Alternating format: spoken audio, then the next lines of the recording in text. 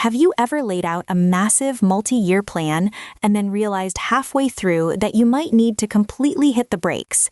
That is exactly what is happening with Uber right now over in Europe. Back in February, they made this huge, highly publicized announcement that they were going to aggressively launch their services in 7 brand new European markets by the year 2026. Cool. It sounded like a massive victory lap for the ride-hailing giant. But fast forward to today, and the Financial Times is reporting that 5 of those highly anticipated country launches have been completely put on hold. We are talking about major markets like Austria, Norway, and Greece getting indefinitely paused.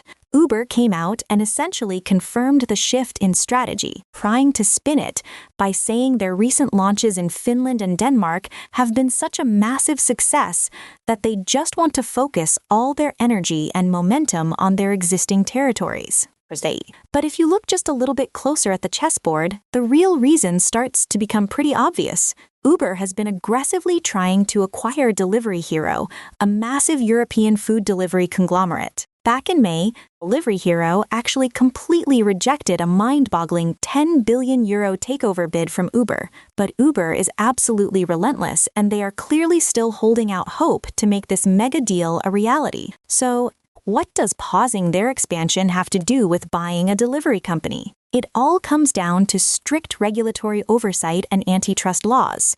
When you operate at a massive global scale, every move you make is scrutinized by regulators who are terrified of monopolies taking over the market. An industry insider pointed out that by putting a freeze on their expansion into these new countries, Uber might actually be strategically maneuvering to alleviate those heavy antitrust concerns.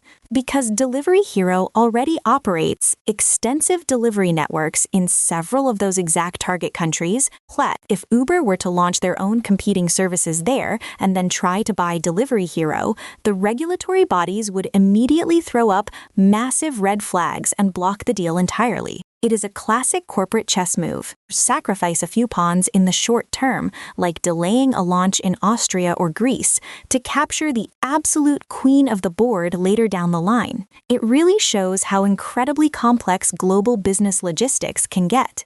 You can have all the capital in the world, but if the regulatory environment does not align perfectly, you have to adapt your strategy on the fly. To give you an idea of how critical this is, consider the sheer amount of data processing and legal maneuvering required to pull off a €10 billion acquisition. They have to ensure that every single corporate filing perfectly aligns with regulatory expectations, ensuring total compliance.